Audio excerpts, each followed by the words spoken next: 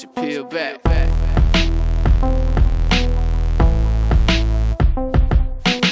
What's going on, guys? My name is XFREEEDO. Ultimate is working with the fucking king of old, irrelevant Battlefield 3 gameplay. Holy shit, was this game the greatest Battlefield 3 score I ever put up. Something like a 3KD, 80 kills, just a lot of sick moments, a lot of awesome tirades, and enjoy that. I was trying to push this out before the Battlefield 4 beta came out because obviously this game's irrelevant now. Long story short, lost the audio file for the commentary I made originally. Boo-hoo. Commentator creator problems, not your concern. But we'll make another commentary about Battlefield 3, kind of the legacy of this game and my kind of programming plans for Battlefield 4. Now, I know some of you would more than likely want to see Battlefield 4 today, and I will bring that out after this as soon as I can. I'm actually currently downloading the game and I'm going to have to install it and whatnot, so I figured I'd push this out anyway. I'm sure you've seen gameplay on other channels. I'm not your number one source for Battlefield 3 gameplay or Battlefield 4 or whatever, so it really doesn't matter what the background is, especially since if I get BF4 gameplay I'm probably not going to be beasting like I am in this one anyway. But the crazy thing is that Battlefield 4 seemingly has quite a bit of buzz around it as far as like the next gen systems go, and even though it made a substantial dent in Call of Duty in Battlefield 3, even on console, even though, you know, we're not going to get into the whole fact that the console version was terrible compared to the PC version. It's a shadow of the real form of the game, but regardless of that, the console version of BF4 will be much more comparable to the PC version, and the difference won't be there. Get off the fucking ground, bitch. Why got your dick on that metal? You like that cold steel on your hot rod? What the fuck was I saying before I was talking shit to that guy? My point is, Battlefield 4 should have kind of a bigger buzz around it. So the way I'm going to handle it on my channel, I may do quite a bit of commentaries about the game, but I'll at least be playing it and posting it either on my second channel or for background noise on this channel for commentaries off topic. It really depends what you guys like, what you guys want, and how my channel kind of develops over the time growth. The whole like you have to only play COD if you're a COD channel thing's kind of stupid, and I think a lot of channels are going to be going through that change point. I think a lot of them wanted to already since they didn't like Black Ops 2. I still like that game, so I give a variety of games on my channel. But let's move into talking about the transition. If you're a COD player, if you don't like Battlefield, some Battlefield myths, some things that I think a lot of people don't understand about this game. First of all, one thing a lot of people say is the game's not action-packed. It's too slow. I don't want to run 600 miles across them. Here's the thing. That is one aspect of Battlefield, but it's not the entire Look at all these motherfuckers in the fish in the barrel. Look at these noobs. XFREEEDO the Noob Slayer, Battlefield 3 gameplay, old shit, coming out of the closet, and if I had a Magnum right there, boy, you know that guy was fucking dead. Didn't unlock that bitch yet. But Battlefield, you can play it however you want. Like, there's small maps. They're definitely catering towards the Call of Duty community, so I personally don't like the large, open scale, humongous fields conquest gameplay. I don't like that. I think conquest kind of is a shitty mode. I believe Titanfall is actually putting an interesting spin on conquest or domination, however you want to call it, but the points tick up and killing AI is worth like different points than killing players, and it kind of works that way. I'm actually really excited for that game mode. But conquest on Battlefield, if you're not really into vehicle gameplay, which I'm not, it's kind of shitty. So the way I like to play Battlefield is either in the close quarters run and gun TDM aspect, where it's pretty much a different skin of Call of Duty. Let's not lie, that's really what we want, without kill streaks, which is fine with me for the most part, even though I do kind of wish I miss kill streaks. I'm not gonna lie. For instance, if I get a score like 87 and 30, if I had kill streaks, that score would be like triple what that was, which I don't really care. That's not the point of it, but it's always fun to get an AC-130 and wreck shop. So you have to kind of separate yourself from that desire that you're kind of tethered to Call of Duty. But there is still great game modes in Battlefield, even for casuals who don't want to play like the try-hardy, you know, use the best guns all the time type thing, which is kind of, Battlefield's more like that. It's got more of a hardcore audience. There's not like a big trolling community. There's not a knifing community. There's not like a quick scope maybe a little bit of a quick scope community, but there's not like huge numbers of them, at least not on PC. Most people just play straight up, unlike COD, where there's always going to be a percentage of people who, you know, go riot shield only just for the hell of it, or use some stupid setup, which, you know, is just kind of the different types of the feelings of the community. But the one thing you can't say about Battlefield is that it's not fast-paced. It wasn't fast-paced on console. You'd be right on saying that. But honestly, 32-player TDM on PC, and I don't know if they moved that up or how that's going to really change in Battlefield 4. Well, I guess we'll see. We'll talk about that in my Battlefield 4 videos from the beta. We'll see how that works out. But it's a whole nother game. I think it's the perfect version of TDM, to be honest with you. 16 on 16. It gives a lot of lanes and traffic and gunfights, and you get in these situations where there's like 3 guys spawning right on you. You got to take them out. Bam! Laying down with that Pecheneg bullshit light machine gun. By the way, the graphics on PC, oh my fucking god. Like when that guy lays down and you can see him, look at that, just sprayed like 6 guys down right there. When a guy's laying down with an LMG and it shows you kind of like the kill cam or him, you know, chilling there, he opens his mouth and he's all like screaming while he's firing, like, ah! It's kind of cool. You know, you don't get that effect on console. That's kind of the little nitpicky details that makes PC so much better. Just the whole aspect, graphics, immersion, everything's better on PC, but, and the controls and everything. But anyway, what else did I not cover? I know this is kind of a really quick, rambly video. I apologize if it's not as polished as you might like. Some people like when I ramble, especially on my second channel, which is all I do over there. And this gameplay was almost going to go there, but I kind of wanted to show off to my main channel how action-packed Battlefield can play. Like, you just don't even understand. I think some people really are interested in like the 64-player servers. That's the only way I would want to play Conquest, I think, or maybe not even, because the thing is, when you have more players, you have the ability to lock down lines of sight easier. Because what happens on Not Your Canals here, when you get 64 players, a shitload of people just kind of camp on the fringes of the map, and it's like either you're on the fringes with ranged weapons or you're in the middle. Whereas with 32 players with this UMP, I can flow through the middle, and then once in a while, like, take battles to the fringes and still have a hope of a prayer. But if you're playing in 64-man servers and you're using UMP at range, or, you know, you're kind of running across the map, you have like 6 guys shooting at you with snipers and LMGs and ARs on the outsides of the map, and you're just not going to be able to move. That's something that's kind of a basic fundamental of first-person shooters and how they operate. The more players you have on the map, the harder it is to move, regardless of the map size. I mean, if the map size is small, then obviously you spawn and you aim at a guy and you're already in a gunfight. That makes sense. People can wrap their heads around that. But even on bigger, large-scale maps, as long as the ranged weapons are effective and they're not like incredibly impossible to use, like, for instance, sniping in DayZ is incredibly hard, right?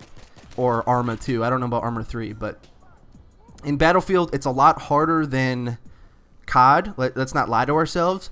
But still, it's not incredibly hard. Overall, the whole idea that Battlefield is this incredibly hardcore game isn't true. Now, I know I might have given the wrong interpretation in my last Battlefield video, or one of the last ones, when I said Battlefield's about the immersion, and people were like, come on, Freedo, don't bullshit us. It's not Arma.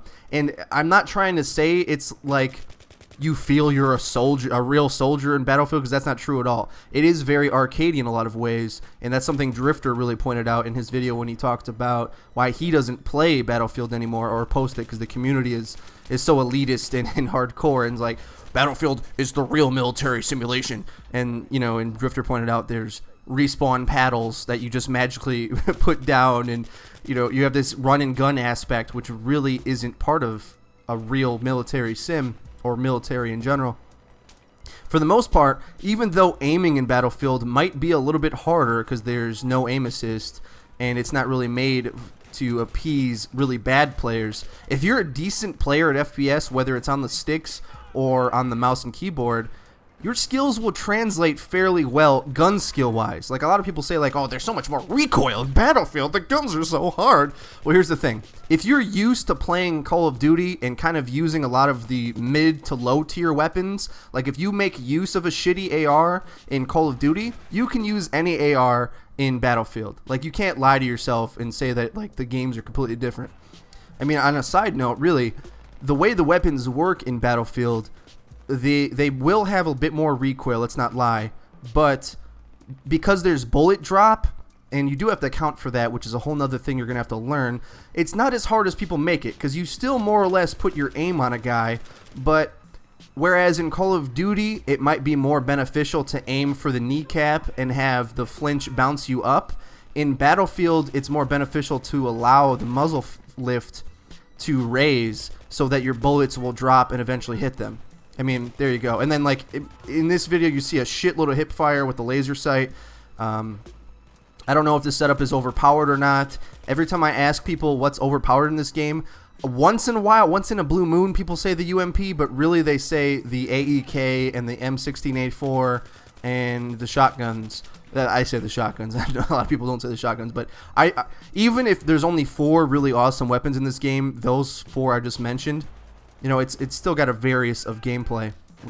And honestly, that's something I'm going to be looking forward to checking out in Battlefield 4, because I really suspect there's going to be a ton of filler in that game, because there's like supposedly thousands of weapons or something like that. Let's be honest.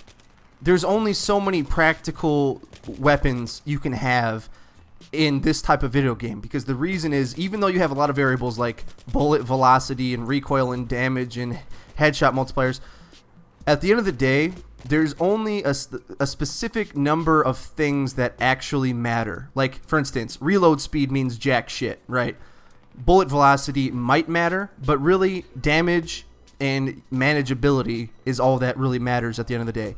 What can you use to get the most efficient kills in the most relevant gunfights and has the most versatility? Those are the weapons that are going to shine through. And maybe on my channel I'll do a little bit of sorting out through that and kind of making arguments for balance, because honestly, with 1,000 weapons, there's a lot of balance talk to be had and a lot of arguments to be made. But I don't know necessarily if Battlefield's the kind of game that cares about that kind of stuff. I think they might be completely fine with wasted... what's the term I've used before? That genius term. I can't remember what the hell it was. Empty variation. That's it. There's going to be a whole lot of that in Battlefield 4, I suspect. But anyway, hope you guys enjoyed the video. Sick gameplay. My name is Freedo. I don't do outros. I'll be catching you with some Battlefield 4 footage soon. As I stand looking in this mirror, focus on the man when it all becomes clearer. Watching death draw nearer as I slowly fade away. All the hopes and broken smiles reconciled by the pain. I don't know how I maintain these demons spilling out. They keep me in the shadow. I don't feel like crawling out. I can't see what I'm about. Can you see me through this page?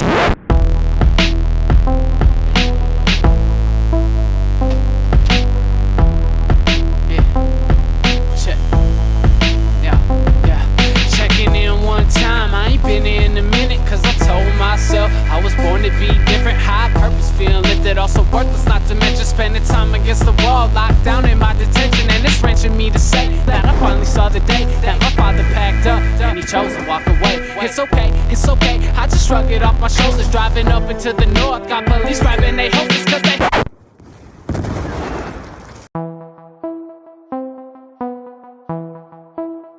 watch it peel back.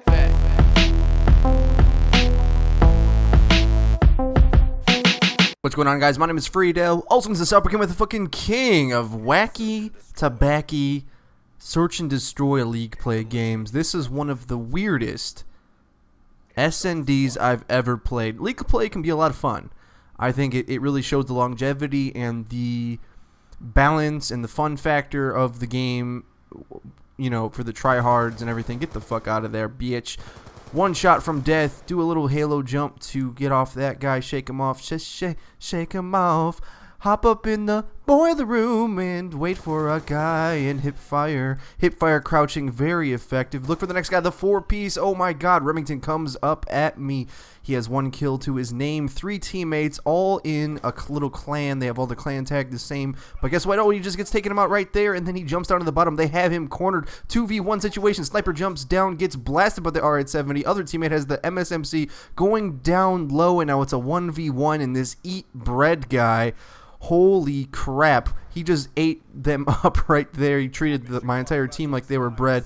That situation, such a bad play. When you have him dead to rights down at the bottom, you could have just cornered him, but no, he gets a 3 kill. Wait, no, 4. No, that was 3 kills. I was looking at myself.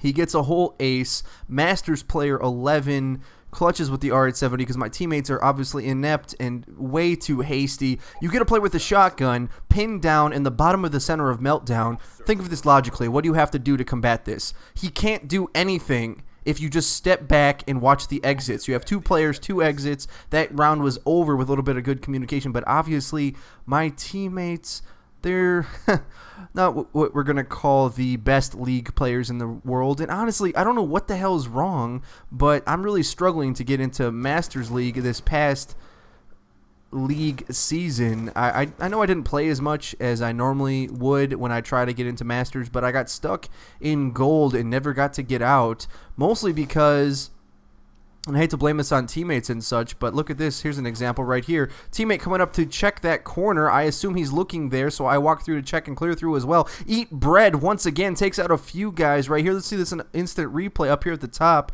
This is the top left corner, slow motion. I see a teammate looking there. How would I expect him to be there? But right as I go to turn, he's already dying and sprays me down as well, kills my 3rd teammate, and now it's a 1v1 situation. Eat Bread going for the 4-piece ace clutch again. Now with 26 seconds left, PSG SG Visions sitting in the corner here defending B-Bomb. 20 seconds left, ticking down, 1v1 situation. Eat Bread trying to go for another ace clutch. Pulls out his sniper rifle because obviously he's going to quickscope him to death.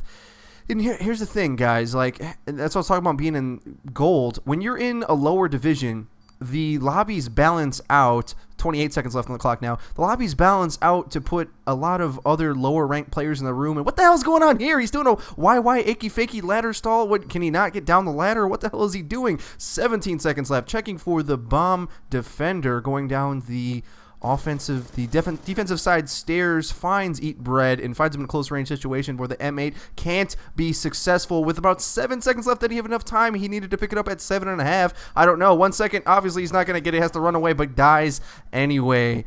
Holy crap, what a weird game. Eat Bread gets the clutch again, but does not keep his kill streak going, thankfully. 2-2 in the round on this game so far. The annoying thing is when you get ranked in low ranking, it's sometimes when you're playing by yourself, especially, it's a lot easier to get out of this if you play with friends. But a lot of times I just want to play with myself and play with myself. That sounds pretty funny. A lot of times I want to play League play by my lonesome and hope to get on a team of 3. You would imagine that these 3 guys would be pretty good. They're playing all together, but not really, honestly. You jump in here and you hope these guys are good teammates, but because I'm low rank, there's more likely for them to balance out the lobbies with other low ranked players. That's what's kind of annoying about League play to me. I wish I could just get into fucking Masters, and that's really what you kind of have to do. At the beginning of the season, it's the easiest to get into Masters. Look at that, just spray down 3 guys like it ain't nothing, by the way. And find the 4th guy. I get an ace as well. Eat Bread. Eat your heart out, baby. I can get aces as well. I really wish I was smarter about this. I think when League play starts, you kind of have to grind in the beginning to get placed in the highest division possible, because you don't really get knocked down from divisions, even though you should, theoretically speaking, be able to get knocked out of a division. In League, they only let you move up, and they make more space for you. They make more divisions, and they kind of give that incentive to improve constantly. But that is also kind of a problem too, because then it's hard for me to move up for some reason. I don't know why. Maybe because now League has a bigger player base, but get stuck in Gold and the lobby balances out with a bunch of other golds and irons and maybe like 1 Masters on each team, and it gives you this really hodgepodge gameplay. And honestly, the best way to play League is to get in Masters and get into those games where every player in the room is Masters. And I haven't been able to do that for a little bit since I stopped playing League for a while. Back when I was on my FREEEDO account, my main account, I was Masters every season. And poor little Mrs. FREEEDO wasn't able to get that account into Masters Division. R870 guy up in my face. Take him out. Find him. Swap to the R870 I just picked up. Take that guy out. And Visions clean this guy up as well in the spawn, I believe. But I hope you guys enjoyed this video. It's about to be coming to a close. I don't believe I'm going to show you this last round, but I do like League play. I know I said I wasn't playing it that much anymore, but honestly, turning on this game, that's kind of the only thing I really want to play. I like the competition. I like playing it. I just got to get my ass in Masters to actually have some fun with it. But I'll try to get some more League play footage. I can't guarantee live comm because I wasn't really proud of how those used to be back in the day, but I can try shoutcasting myself or just more videos post commentary like this. Let me know what you guys like, what you want. Tell me what you want, what you really, really want. My name is FREEEDO. I don't do outros. Tell me what you want, what you really, really want. Watch it peel back.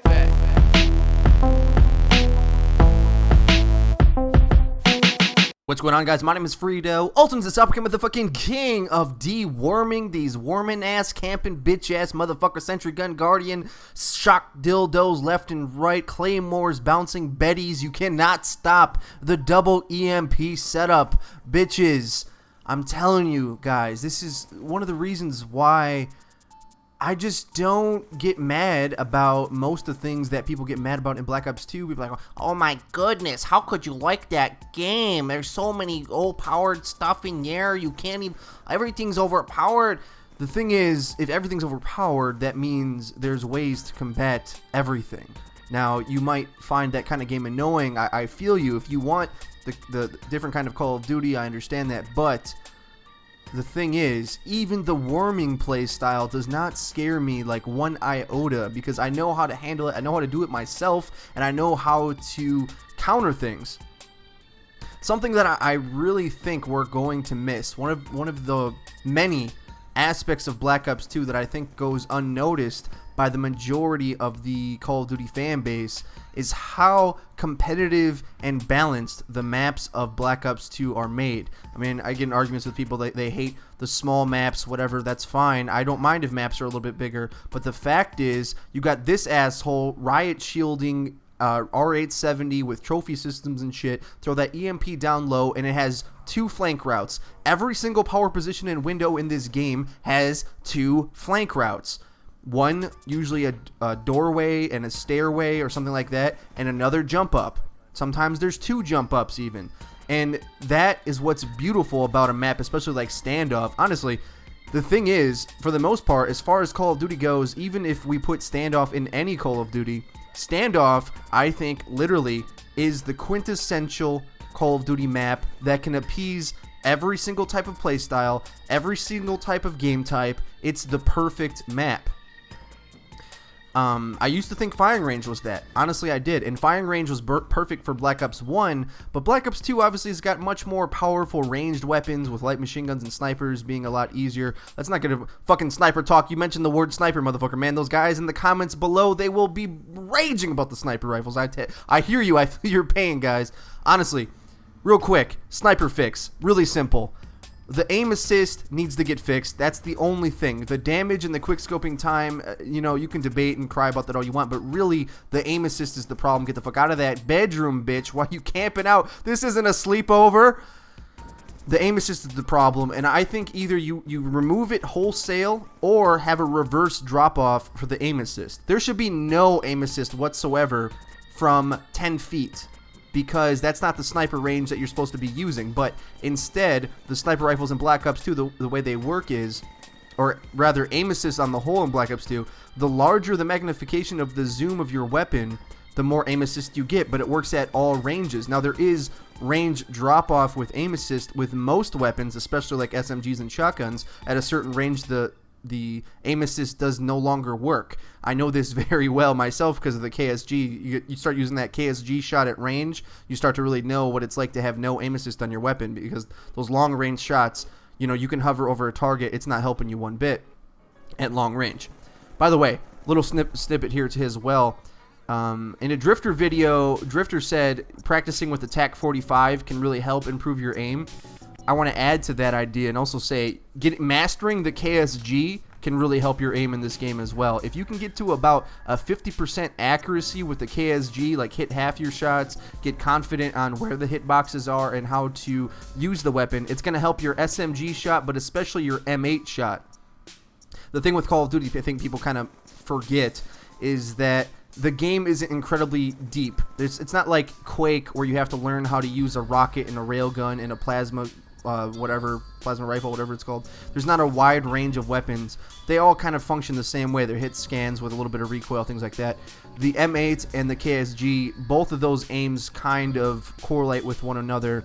Just one kills in a different way. The M8's actually better. It's more forgiving, has better range, this, that, and the next thing. But the KSG will really help improve your aim overall. Why are you trying to shoot me down, motherfucker? What do you think this is? Theater mode edits, B-roll footage. Hit a like for me, ladies and gentlemen. Now, transitioning into the next game, show you the reverse of this. Rewind, and I can worm too. And that's the thing with Black Ops 2 that really gives it the longevity and the interest to me. Like, I think part of my reason with liking it is the fact that I don't think I gave up on COD as much as a lot of people have. Like, they got sick of it as kind of natural human beings would. Personally, I've always been the type of guy who can just play a multiplayer game for just about forever and not get bored. That's just kind of the way I am. It's kind of the competitive nature in me, and I don't really need, like, novelty as much, I think. I'm kind of more of a boring person, I guess. But Call of Duty in the whole is still fun to me in a lot of ways. I like it for what it is, but Black Ops 2 just has kind of the variation in playstyles and things you can do. And I know before I've said there really isn't different playstyles. When I said that, I was kind of being hyperbolic. There isn't wide differences in playstyles. There's small differences, and it's pretty easy if you're a decent player to kind of transfer in between the two. When I've said in the past that there is no different playstyles in Call of Duty, what I mean is using an LMG is just a slower AR. That's all it is. Using an SMG is just a close range AR. That's all it is. Using a shotgun is just a more limited SMG. See my point in terms of the different ranges and your effectiveness and things like that. So, but at the end of the day, you don't need an incredibly diverse, deep game with a lot of variation in order to please me. I can get over it. Like, Team Fortress 2, I think, is a beautiful thing because every character is widely different, and it's not like the soldier and the demo man both shoot explosives, but the arc and the way they work is completely different. You know, you can't really compare the two. Whereas in Call of Duty, the weapons don't really work that way. But hey, man, we're playing a casual game, motherfucker. Merciless streak. Bitch, motherfucker, worm squirm, motherfucker. The worm, dude, his channel is going fucking crazy. It's weird with Black Ops and Call of Duty, the whole YouTube scene. The most strange gimmicks and things just kind of explode channels, and I'm not jealous of that whatsoever, but it is kind of interesting and funny to me. Personally, I'm not a big fan of the worm videos because, you know, he just kind of just swears multiple times, and that's kind of his entertainment factor. But, you know, whatever you guys like, dude, Worm is fucking killing it with his Worm playstyle, and it is a lot of fun, honestly. Setting up these sentry guns, riot shielding, and if they aren't smart enough to combat it, if they don't know how to deal with fighting this setup, it's fun as hell. And honestly, like I kind of said in a little comment conversation with somebody recently, TDM is all about playing however you want to play. Like, there's no restrictions. It's all about the pure Call of Duty, do what you want playstyle. Like, if you want to go 1 in 10 using a ballistic knife only, that's your prerogative. But it's not the camper's fault that, you know, you're having a bad time, especially when there's things in the game that are easily counterable, like I showed you in the last game. Like, you got to learn how to throw EMP grenades or use the Black Hat PDAs in order to get people out of these spots. It's not impossible, but oh my god, where the fuck did that come from? Let's watch that again in slow motion with alternate camera angles. Aiming down sights with the ruthless kill. This guy comes in with an RPG in his hand. Dun dun dun dun dun dun dun dun. Big ass explosion, kaboom! Get out of that camping spot, bitch. You guys think quick scopes are overpowered? Look at that quick RPG shot right to my dome piece. or small rocket, whatever it is. But guess what? I did get a little bit of revenge here at the end of the game. That sentry gun going ham at the top. Everyone just feeding it. Num, num, num, num, num. Fun little game, fun little video. Hope you guys enjoyed it. My name is XFREEEDO. I don't do outros. Watch it peel back.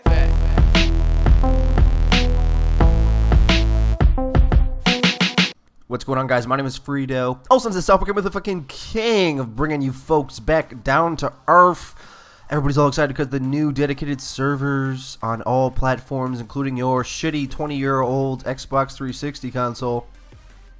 Mark Rubin made a statement, and I quote, "Ghosts will be using a hybrid system of dedicated servers and listen servers. No matter where you are, the game will always be trying to give you the best online performance possible.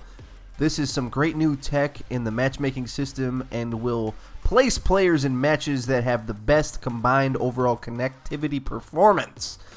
Oh my goodness, Mark Rubin, you're my hero. Everybody thinks that Mark Rubin is the Clinton, fuck, what am I trying to say? The Clark Kent to their Lois Lane. Guess what? Dedicated servers don't answer all the problems. Call of Duty has much more intricate issues in the game beyond just simple connection. Like,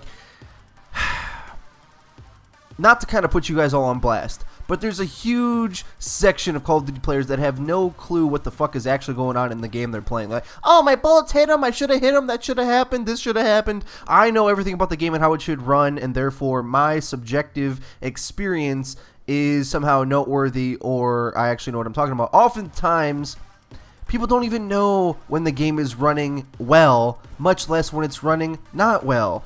And it seems that people, like, take their experience of when it's supposedly not running well and only remember that. And somehow you think to yourself that all this game needs, all it needs is dedicated servers and everything will be just fine. It doesn't work that way, folks. It really doesn't. Dedicated servers will help a few things.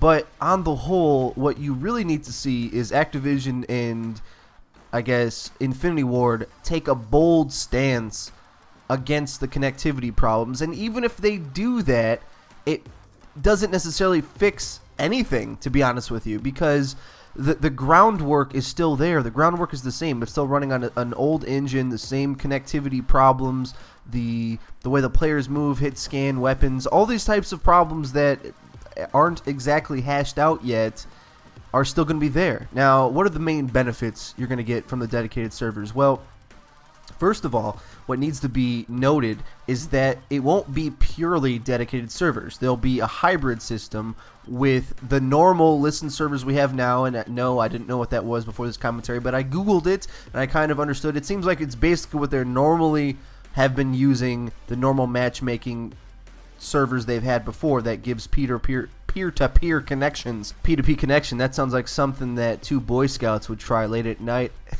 Oh god, that's so fucking bad. Woo, that's disgusting. But anyway, the point is, it's already been confirmed that Black Ops 2 has been testing a lot of dedicated servers as of late. Those of you who have still been playing Black Ops 2, have you seen a sharp contrast to the connection performance from, let's say, a few months ago? I mean, I know when I'm lagging, I know when the connection's bad, and most of the time it's decent enough. It will be nice because dedicated servers are better than non-dedicated servers, but the point is, I've been playing on dedicated servers. In League, they've had dedicated servers for League and Black Ops 2. They've been running dedicated servers in public matches for the past month or so, testing them out, and I think I have been playing on some because there hasn't been as many host drops.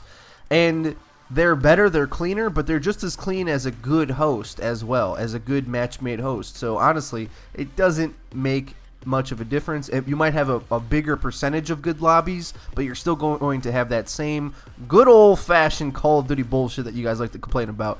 And I like to complain as well. I mean, come on, I'll join in that group. Why not? I complain less, but everyone complains. It's cool. My name is XFREEEDO. I don't do outros. I put a few hours into the Battlefield 4 beta on PC, and I gotta say, I fucking love this game. Let's talk about it. The maps, the weapons, the movement, the vehicles, the game modes. Let's hit it!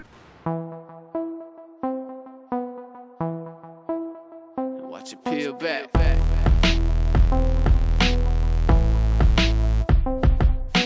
What's going on, guys? My name is xFREEEDO, also the Supreme motherfucking king of the Battlefield 4 beta. So, man, I did not expect to enjoy this game nearly as much as I am enjoying playing it. I am so fucking hyped for the main release of this game.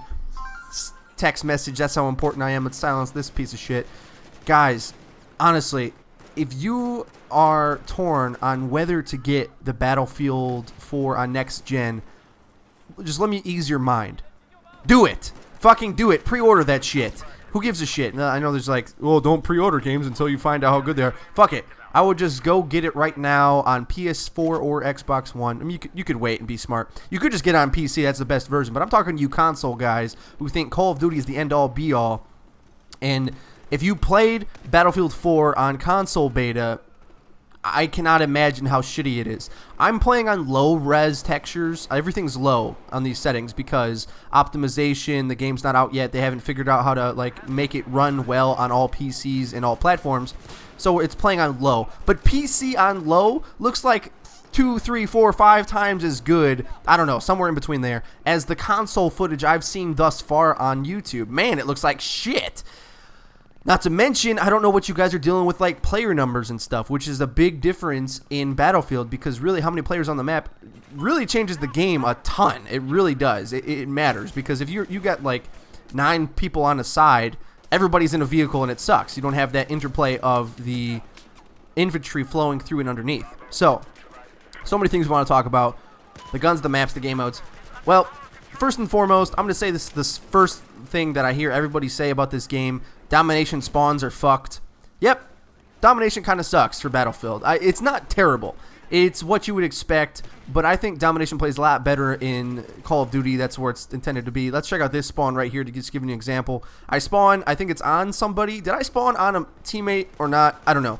Because the spawn influencers for Battlefield aren't really made to deal with a domination type game type. It really isn't, because they should just do it like Call of Duty does it. Here, I actually spawn randomly and spawn inside of a motherfucker. The other thing I will note, too, is I hip-fired quite a bit right there. It didn't seem to work. I'll let you show you this again. Spawned inside of my vagina.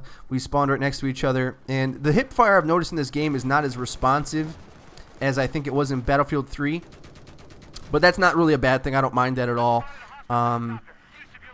ADSing, the weapons seem to have a bit less recoil and do a bit more damage, but overall the gameplay feels incredibly arcadey. I'm actually going to show you another video for the game type I'm playing right here, Obliteration, which I think is the bee's knees in this game. I think Obliteration is the best game mode for Battlefield 4, but I'll do a whole nother video on that. Essentially, it's like sabotage and demolition kind of put together. There's 3 sides to blow up on both sides, and you kind of go back and forth. It's beautiful. The vehicles now. This is the number one thing that I think Call of Duty players hate about Battlefield. It's like, man, why do you get to spawn in a tank? That's not fair. I agree with you. I don't really feel the vehicle play in Battlefield, but I don't necessarily want it gone. And right here, I'm just shooting up this wall to see the see the destruction on it. Why not? I don't necessarily want vehicles to not exist. I just want to be able to combat them in a meaningful way. I don't want to feel like because somebody's sitting in a tank, I'm screwed unless 3 of my teammates focus fire RPGs. I don't want it to be that complex. Just so you guys know, a few things they changed in Battlefield 4, and this is kind of secondhand information. I've heard other commentators talk about this. Battlefield 4 vehicles have more of a flat damage multiplier, whereas in Battlefield 3, like, you would do extra damage if you hit the tank in a certain weak spot or in the treads or something like that. Now it's more just like one big hitbox and you do enough damage and destroy it. I like that because it adds to the arcadiness of the game. Honestly, Battlefield in general and Battlefield 4 specifically, the environment feels incredibly immersive, but I think the gameplay is arcadey, and that's great on a number of levels. It keeps the action fluid and fun. It doesn't make the vehicles seem unstoppable. They're still good, though. And all it does to me is kind of level out the playing field between the infantry players and the vehicle players. Because having a vehicle is an advantage. It shouldn't feel like impossible to deal with a vehicle in a video game. I understand in real life, like, you would slow down and engage a vehicle much more carefully, and it would take a lot more teamwork and all this other bullshit. But we don't care about realism. We want to have fun. We're playing a video game here. So, as far as the destructibility and the maps go, first and foremost, this Siege of Shanghai map is fucking awesome. I love it. But the whole idea that everything is destructible and the destruction is wide scale, fucking bullshit. There's only one building you can fully destroy. You can't even really blow holes in anything else. Like, I was trying to right here find out where to ferry the bomb through. I didn't know where you can go through. There's elevators you can go on top of buildings, but it's pretty much black and white in that you're either at the bottom of the building or the top of the building. It's not like a multi-tiered level, except for the center building that I think you can destroy. And I haven't really had a chance to go in there much because, honestly, you get in there and it just like levels in the next 5 minutes, so you don't really have much time to look around because people just destroy it real quick. Domination will be fun for you guys that really like hectic game modes. I think Conquest is getting a big revamp thanks to the way the vehicles are different, and also you spawn in with explosives. That shit is awesome. Here I am trying to cap a flag. What haven't we covered yet? We got the vehicles, the weapons, they play great. The mushy feeling of the hit detection feels essentially gone, honestly. Bullets hit instantly, like bam, bam, bam. And overall, I just really like this game. There's not much I can say against it. Like, every second I've been playing this game, I've had a lot of those only in Battlefield type moments where crazy explosions and people die and craziness is going on. This is an intense game, and the best way to play it is on PC. Otherwise, go in and play it on the next gen consoles because I know it's going to be sick. You guys can add me on Origin if you want. My gamer tag's the same as my YouTube channel. Hit me up. My name is XFREEEDO. Catch you on the next Battlefield video. I don't do outros.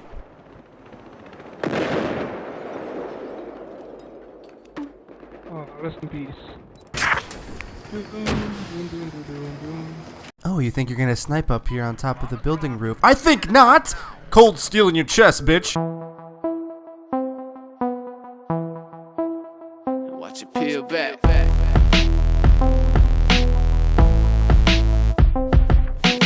What's going on, guys? My name is XFREEEDO. Welcome to the Sup Game of the fucking king of the Battlefield 4 beta. Another video.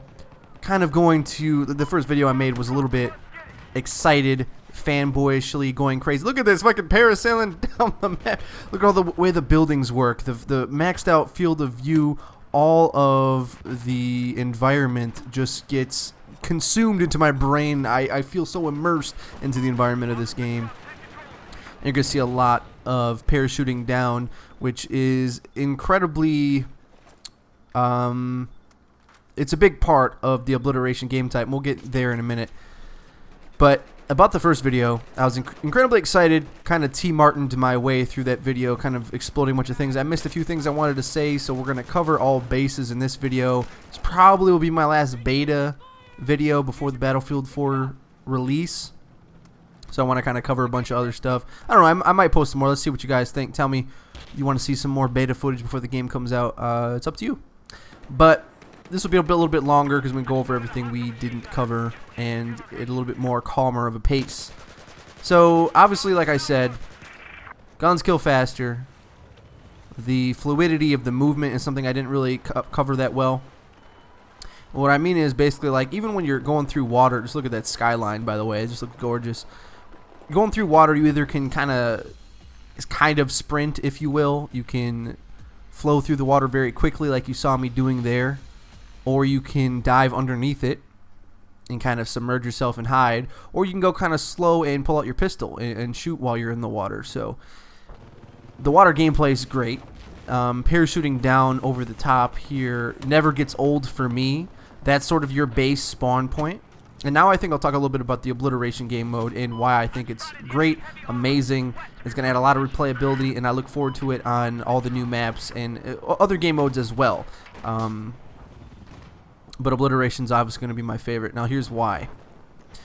The bomb spawns in a random position, and then you have to go find it. It's usually, there's a few positions I think that are preset, but you don't really know where it is. It spawns, you got to go get it. Everyone can kind of parachute out of the same center of the map.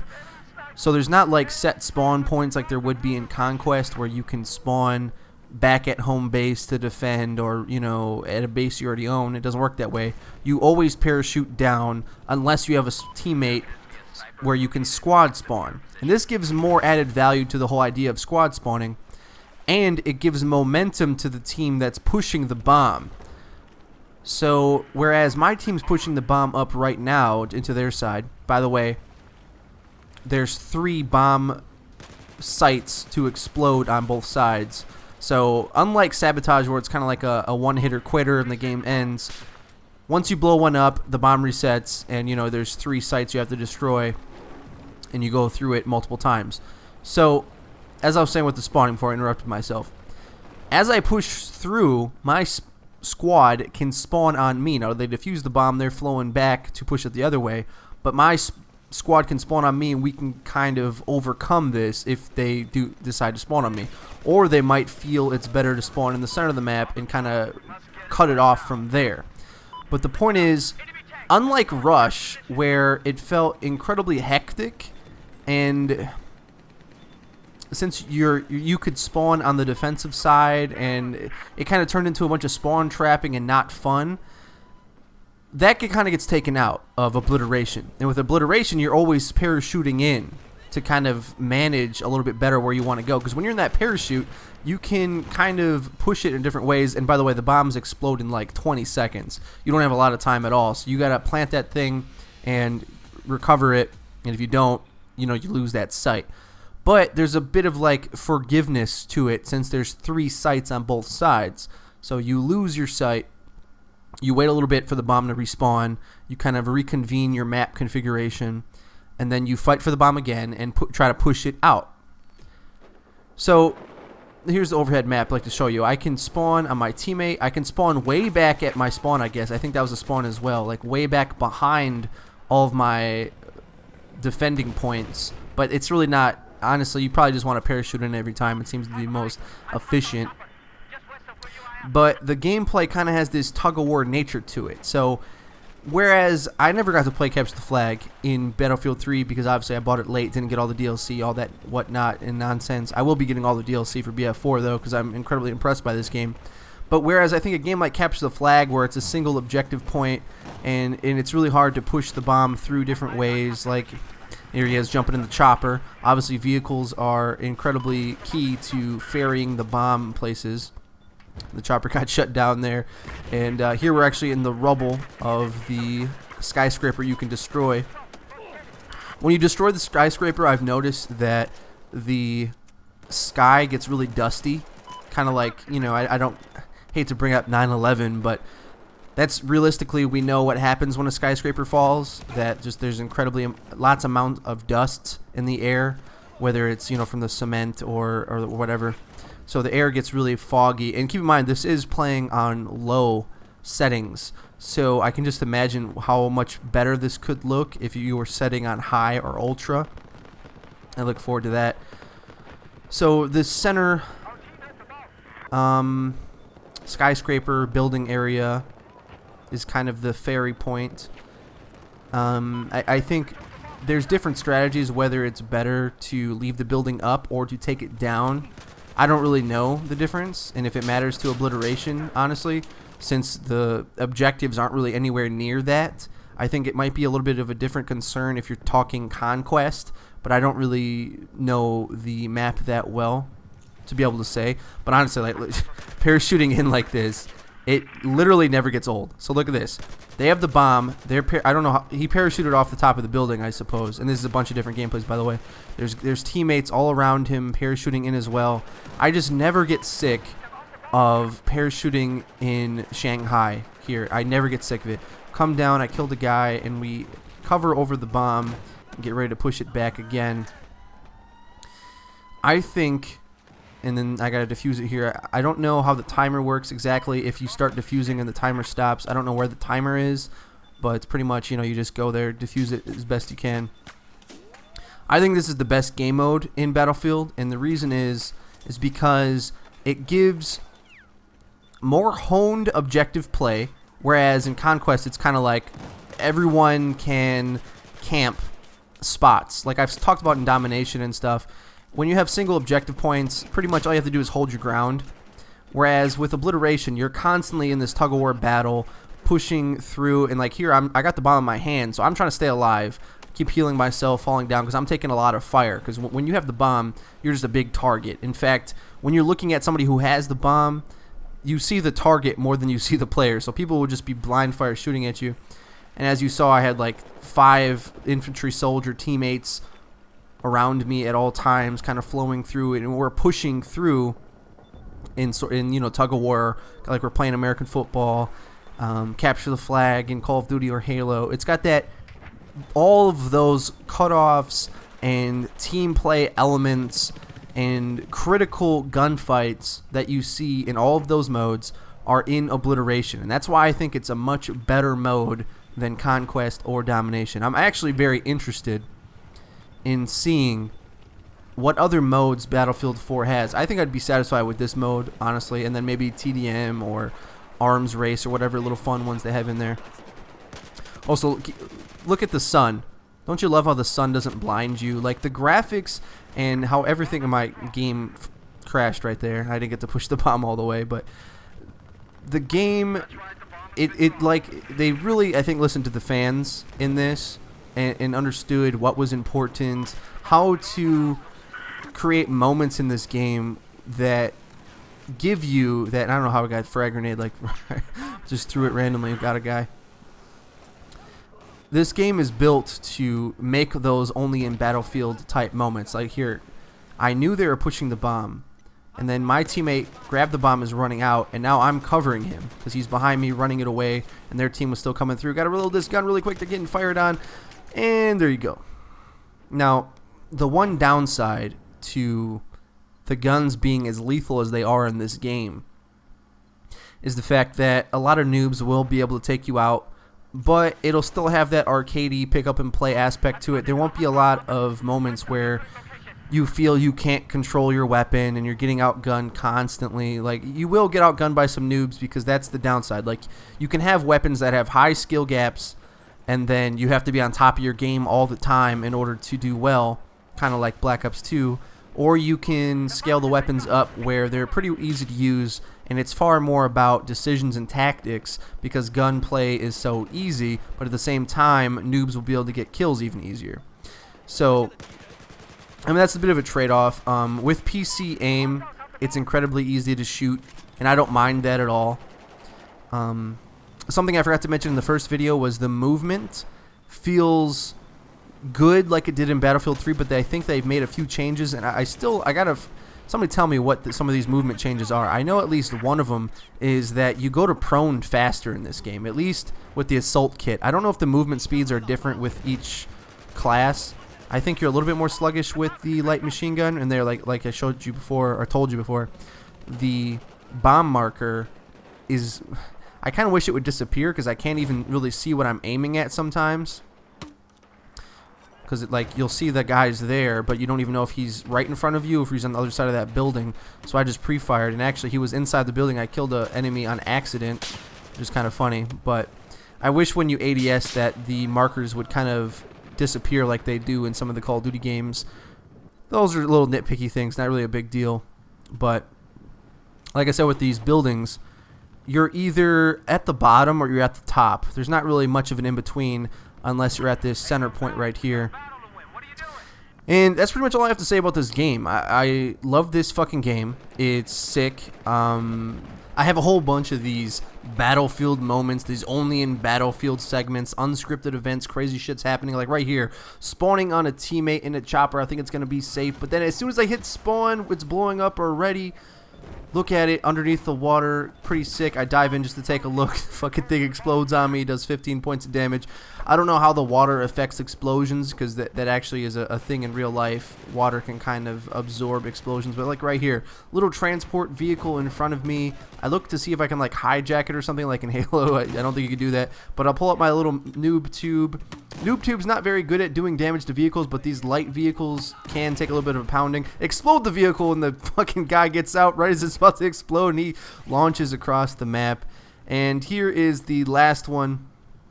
Only in Battlefield. Dun dun dun dun. It's like you can shoot rockets at choppers all day long, and it's pretty hard to hit them. Now there is some targeting features which may or may not be overpowered. We'll see how that works out later. But here they're pushing the bomb up. We actually secure it. Teammate kills the guy a couple times. I think we're about to pick it up here and turn around. But these types of sick moments happen. I mean, at a small scale, maybe you might not always pull out these crazy, like, jump out of a jet, 360 into another jet, C4 a third jet, and crash it into a tank. But sometimes you blow up a fucking chopper with the RPG, and it just looks sick. I mean, I can't help it. That's pretty awesome. Hope you guys enjoyed the video. Leave a comment below what you think about this game, the beta, and BF4 in general. What kind of content you want to see out of my ass. My name is XFREEEDO. On to outros. Watch it peel back.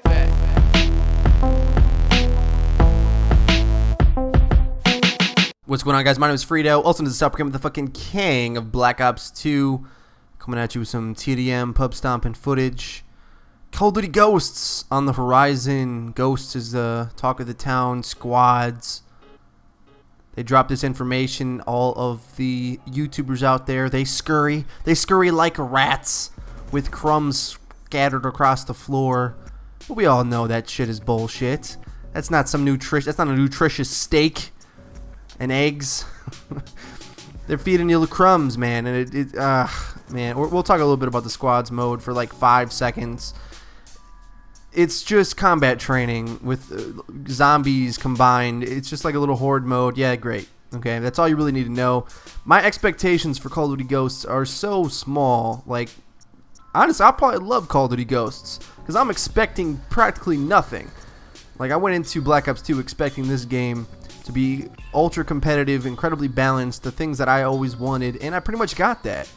Call of Duty Ghosts, I think the most fun will be some of the kill streaks. Like, I want to get in that Juggernaut minigun and go ham. I know a lot of people are going to be using the knifing one. I'm going to be trying to use the minigun until they nerf it all to hell like they did the last game. I want to try to get in there and get my time, have some fun with that. AC-130s dropping. That's all I really care about with Ghosts is just having that casual fun, because I think when you go into a game, you really have to know what you're supposed to expect out of that game. Get the fuck out of the bedroom, bitch. God. These two kids having a sleepover up top here, hiding with an assault shield, bunking up. You go into a game, you got to know what to expect. Like, I've been playing the Battlefield 4 beta, having a blast with that. I have some videos on the beta coming up. Actually, I'm going to be posting just about every day for quite a while. I got some videos stacked up, been really hustling, putting some videos together. I want to get in the habit of posting daily for a while here. But the thing is, when people post daily, it's, you know, you can put in the effort to make good videos, but some of my great, like, epic videos that take like 12 hours of time, I mean, that can be 12 videos. Some videos I put 12 hours of time into plus, and I can't do that for every upload, and much less upload every day. That's just the way the world works, you know what I'm saying? But YouTube's pretty much dead right now. I kind of want to just ride out the sunset until Ghost comes out, till it seems like there's a bigger interest into YouTube. I mean, I'm not saying I'm not trying. I'm just saying I don't want to waste my hardest efforts when YouTube's kind of in a slump, and I don't think I'm wrong in doing so. Also, you know, you got things in life to deal with, working a lot, actually looking to get another job to have like 50 hours of work a week and move out, get a better place. You know, kind of restructuring my life. I talk big about YouTube, but really I'm not going to be able to make any decent amount of money on YouTube for another year, maybe 2, if at all, ever. So, you know, it's one step at a time with life, and I enjoy doing YouTube, but it's, in order to do the quality I want and get the effects out of YouTube that I want, you got to kind of plan things and know what to expect. Just like with the gaming, that's what I'm saying. You got to know what to expect. Like I was talking about Battlefield, you got to know the type of game you're playing with. Battlefield, you know there's going to be vehicles, you know there's going to be massive scale, and if you don't like getting sniped from a guy on a roof, well, play Call of Duty, where that roof is literally like 20 meters away. Like, fucking standoff right here is the smallest map in the world, but it plays well for Call of Duty. Like, any sniper route you could basically hit with an AR, It's not like in Battlefield where there's those impossible lines of sight where you see enemies and you can't even hit them. Like Call of Duty, there's no such thing as that. But both games, I think, will be fun, interesting. Double HER, throw them out. I think both games will be pretty fun. Get it in the window, to the window, to the wall, to the sweat drop down my rockets. Bam! Theater edits. Black Ops 2 theater edits will never die on my channel. I think we're going to keep these up even through next year probably. Play this game sparingly. We'll see how it does on my channel. Obviously, when Ghost comes out, I'll never talk about Black Ops 2, the game. It's just whether I want to use it as background footage or not. That's the thing, like, gaming channels, like bigger gaming channels, I feel like they can make whatever they want and kind of just see what happens. But right now, I don't really want to put out stuff that nobody wants to view. Like, you always go through that kind of double-edged sword as a YouTuber. Like, what do you want to do for yourself, and what do you want to do for other people? And, you know, what are you gonna be proud of? And I'm not selling out by any means, but I'm kind of at a loss of what exactly to post creatively sometimes. That I just kind of make good videos, not extra big try-hard events all the time, even though I do have those in my back pocket every now and again. But we'll see, man. The next year on YouTube should be fun. Some new games coming out, and I'm not really into Grand Theft Auto like that. Into the shooters for the multiplayer space, and we'll see what kind of videos I can make to entertain you. Please allow me to entertain you. Let me know what you guys are excited about seeing the next year. And, you know, I'll just throw this out here right here. Throw you guys a bone. If there's any commentary topics you wish I've ever covered that I haven't done yet, leave them in the comments below, and I'll probably do them, because I'm just kind of looking to vent some steam for the next couple months until these new games comes out and we have more gaming stuff to really debate and talk about. So let me know. My name is Freedo. I don't do outros.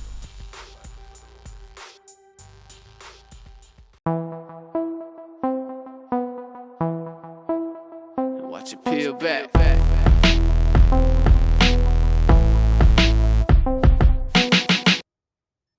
What's going on, guys? My name is Freedo. Fucking DDOSers, man. I'm telling you. Just check out how crazy I go in this league play.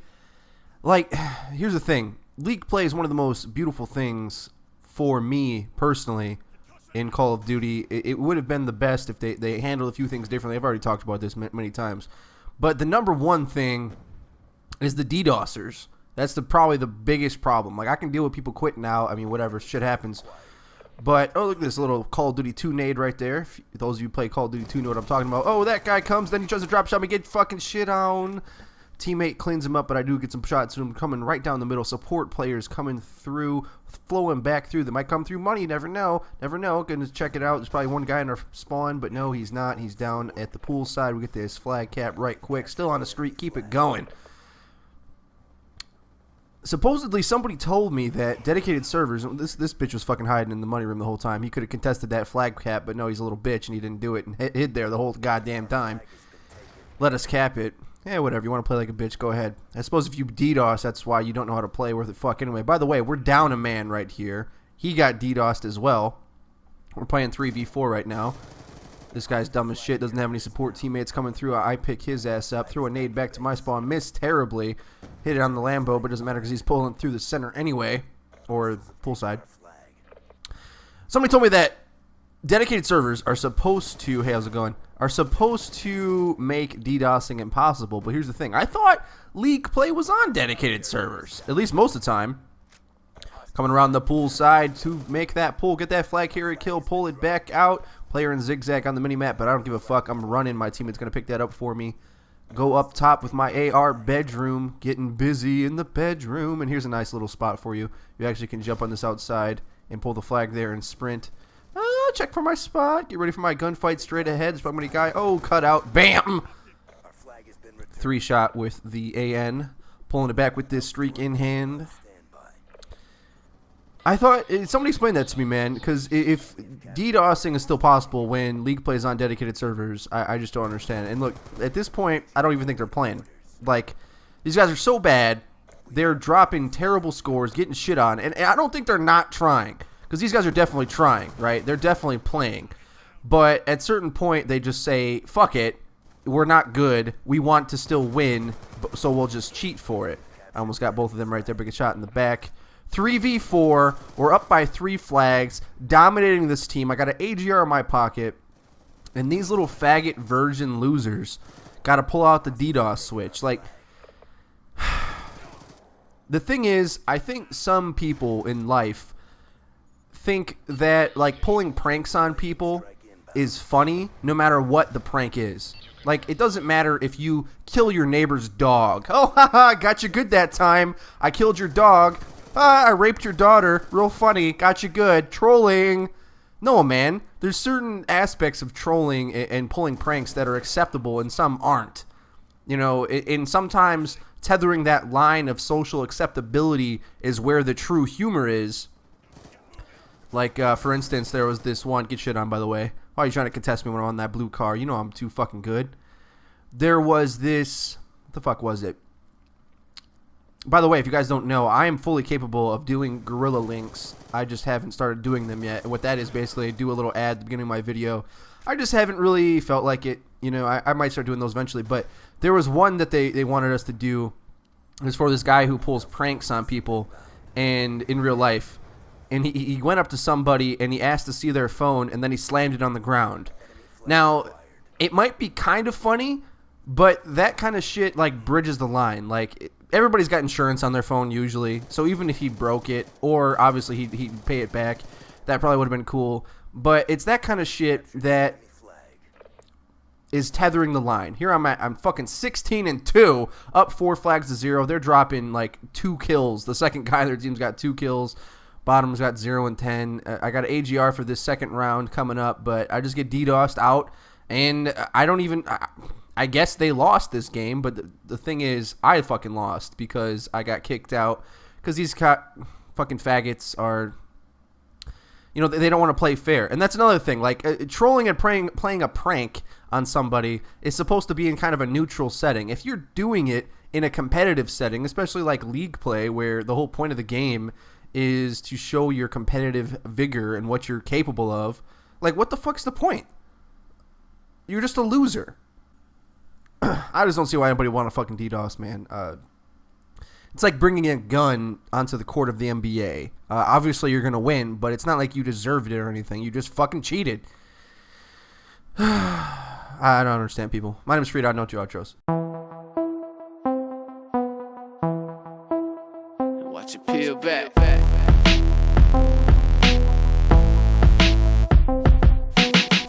What's going on, guys? My name is XFREEEDO, also known as the self-proclaimed the fucking king of talking about taboo subjects. I don't give a fuck, man. I'm gonna conquer every stupid, divisive, what's the right, I don't give a shit. Fuck words. I don't gotta pronunciate shit correctly. I don't give a shit. I will cover any goddamn topic that I please. I'm not gonna stray away from shit, because I'm getting kind of tired of the political shit that's going on in America right now. So for those of you who don't have any clue what the hell I'm talking about, some of the people in this country probably don't even know what the fuck's going on. So basically, the main thing Obama could have accomplished in his career, for better or for worse, was Obamacare, which is the Affordable Health Care Act, essentially forcing everyone to buy health care so that premiums and costs can go down, because obviously if a lot of people don't have health care, when people do go to the emergency room and such, those bills still got to be paid, and they get paid by leveraging against the actual paying customers. So the Affordable Health Care Act forces everybody to buy into the system, forces businesses to cover their employees, and just this, that, and the next thing, whole bunch of stipulations, and that's that. So this fucking thing, it went through our political mediums, got passed and argued about, and obviously Republicans hated it at every single point. That's fine. I can understand. I understand that you have a different viewpoint. I understand that you guys want everything to be solved by the free market. Now, this could be a whole 10 other videos to explain the differences in the benefits of a more socialist system. Socialism, communism. Fuck, you like socialized schooling, don't you? You like socialized male, don't you? You like socialize, like there's a lot of social programs which are perfectly fine. The whole idea of that the word socialism is evil, you can just blow that right out your ass. More government ran programs versus a free market. Obviously, free market can bring down costs, but oftentimes it leads to corruption and the almighty dollar. And what the government is supposed to do is be able to regulate things, and that's why we have the Food, Drug, and Health Administration, the all other things to check shit out and checks and balance that shit. And that's why I am more of a liberal person overall, because I believe in giving the government power to control things and help people who need help, because the free market doesn't give a shit about somebody who needs food stamps to eat. Now, that doesn't mean I think it's right for somebody to have 20 goddamn kids and not be able to support them and be on a WIC for their entire lives. I think that needs to be fucking addressed real quick. But I don't think the greatest country in the world should just leave its poor people to suffer. Worse yet, the number one problem that America has is healthcare. And even though liberals like me really want the single payer option, which basically means a government ran system like they do in Canada, like they do in England, like they do everywhere fucking else, and it just makes sense to me that the government should handle keeping its people alive. We should educate our people and keep them the fuck alive, mobilize them for military. That's another thing Republicans, they go fucking two ways about. They hate the idea of socialism, but they love the military, which is kind of contradictory considering the military is the most socialistic system in the entire world. But regardless, that's another topic for another day. The inconsistencies with Republican beliefs are massive. And whatever. That we'll talk about that maybe at another time. There's way too much stuff to cover. But the thing is, instead of taking this one on the cheek and accepting that they lost this political movement, instead they want to shut down the government to make a statement. And it's a whole big finger waving fest where it's like, oh, Obama's not negotiating with us, and then Obama says that the Republicans don't meet his expectations when he wants to meet, and both sides are just incredibly stupid. But at the end of the day, you should never leverage one piece of legislation against another. You shouldn't say, well, we Jon Stewart said this the best, so if you guys don't watch The Daily Show, whatever, I'll just rip it from him. One of the Congress people, whoever the fuck it was, one of those, the dumbass that did the 6-hour filibuster, whoever the hell that is, the fat guy from some Republican state, he basically said in an analogy that essentially the Affordable Health Care Act is like Obama going to the store and his wife told him to pick up milk, eggs, and bread, and instead of just going to the store to get that, he also gets a bunch of irrelevant shit like new tires or Pop-Tarts or some dumb shit. He's spending way more than they want, and that's a valid criticism of the government as a whole, but not as this specific idea. That's a valid criticism that the right wing, the more conservative, fiscal conservative, whether it's Libertarian, Republican, Tea Party, whatever, that the government spends too much money for shit we don't need. Fine, that's great. But healthcare is not that kind of thing. Healthcare is something that most of the country wants, but one party is rallying to destroy. It's not that Obama went to the store to pick up milk, eggs, and bread, and then picked up a whole bunch of other shit. It's more like the Republicans are supposed to allow Obama to go pick up those things, but they're saying, fuck it, we don't like eggs. Don't buy eggs. Eggs are a waste of goddamn money. Well, it's too fucking late for that. We've already decided that this is what we want to go through, and you're basically damaging the country because you want to make a statement here. And the worst part about all of this, regardless of what side of the politics you believe in, the point is, the Republicans from the get-go of Obama's administration have decidedly said we're going to block as much shit as possible. They're saying that out loud multiple times. We're here to block it. We're making a stand. We're not budging. So you talk about this shit with negotiations and stuff you're not even meeting anybody halfway. Our entire government has been built into a system of self-fulfilling prophecy where politicians just want to band together to make an outrageous statement instead of actually do things that progressively help the country. It's out of control. I can't understand it, and it just really boggles my mind, the funhouse that is in Washington right now. Honestly, if you ask me, the country is setting up to have another civil war, another revolution, another whatever, because this shit cannot last forever. Like, this tumultuous situation, the government has just been getting worse and worse, honestly, and less productive. So what? Let's just say the Republicans somehow take the next presidential election. Sarah Palin wins it. How would you feel if the Democrats, with Democrat majority in the Congress, just decide to block everything you do? So how many years of this stagnant government are we going to have? But of course, the downside to that is that's what Republicans want. They believe fundamentally that government should be as minimal as possible. The least government is the best. And that's not exactly true. The most efficient government is the best. But not, it's like saying no matter what, having less is better. Is that so? Do you really believe that? Do you believe having a less military is better? Of course you don't. You think having the biggest, baddest military is the best. So in some sections, it needs to be more efficient. But the fundamental idea that less somehow works better isn't always true. We're a big country. We have a lot of needs. We have a lot of things we have to deal with. And we're best when we band together and strengthen the core of our country instead of pandering to the top 1% in corporate America, which both sides of the aisle do, honestly. The difference between the Democrats and the Republicans is incredibly slim. They both pander to Walmart and big business, and they just suck the teat of that. And the real owners of this country just do whatever the fuck they want. You want to know the number one example of the fact that the government doesn't give a shit about us? The fact that there's subsidies for high fructose corn syrup all over the place, which makes a chicken nugget more cost efficient to produce than actually real chicken. It's outrageous. It's the type of shit, the mass market McDonaldization of the globe that just allows the top big business to just destroy the mind, intelligence, and bank account of the bottom 90%. It's outrageous. And honestly, I don't know how much longer this shit's going to work out. My name is XFREEEDO. I don't do outros. Watch it peel back.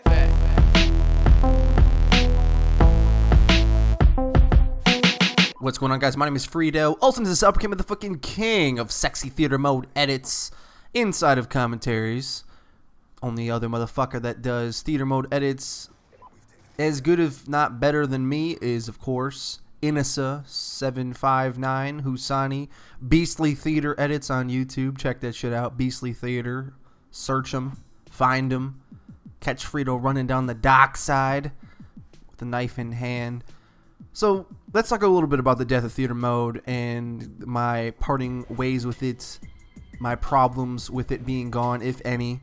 A lot of people asked me that question. I never really gave a video answer because it's only kind of a 5-minute conversation. But then again, I found I had this 5-minute video that I made. This was going to get sent into Thrust for a Thrust knifing division. But of course, you know, those of you who follow Keemstar know what happened with that. Pretty much everyone went crazy and like, oh, quickscoping is the only thing that deserves a clan. Why have a knifing division? But even after that drama happened, then every single other new group that formed, like TK and Justice or whatever, all these other types of groups, they have knifing divisions. So obviously Keemstar was onto something. But regardless, I never really planned on going knife only forever. It is pretty fun to do, especially in Black Ops 2. Everything's fun to do in Black Ops 2. No, it's not. It's completely broken. Fuck you. There's a lot of different things you can use in Black Ops 2 effectively, and I do use stuns, which only use me blade would obviously go crazy about. But anyway, enough riff-raff about the footage, which it's average. It's average footage with moderately good clips or edits within. So anyway, theater mode being gone, I think a lot of people assume that the connections will be better automatically just because theater mode's gone.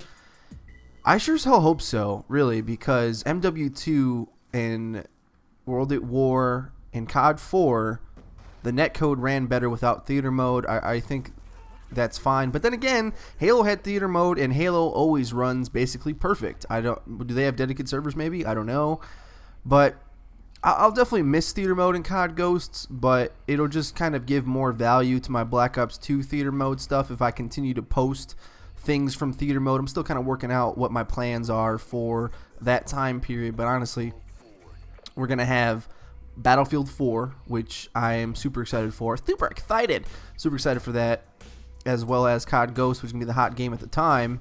Will theater modes even be possible? And kind of the shitty thing for me, honestly, feeling like as a content producer, theater mode was one thing I could do substantially better than most YouTubers, and it's a way for me to make my video stand out. Now that they just take that away from me, Ghosts, I suspect, will kind of turn into the same kind of thing that MW3 was. High scores, like ridiculously high scores, and that's it. That's all everybody's going to want to watch. The pro scene's going to get stifled, I think. And we're not really talking much about theater mode in this commentary. I apologize for that. There's really not much more to say, I think. I'm going to miss it, but I still might use it in Black Ops 2. As long as it helps the connections, I think we all would say it's overall good. But it also, there's such a lack of potential that I think never really got actualized.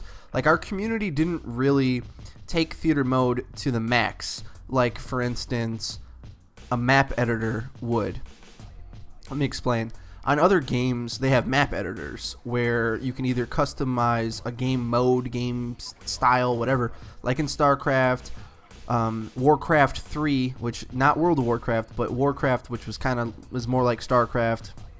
But anyway, not to confuse that.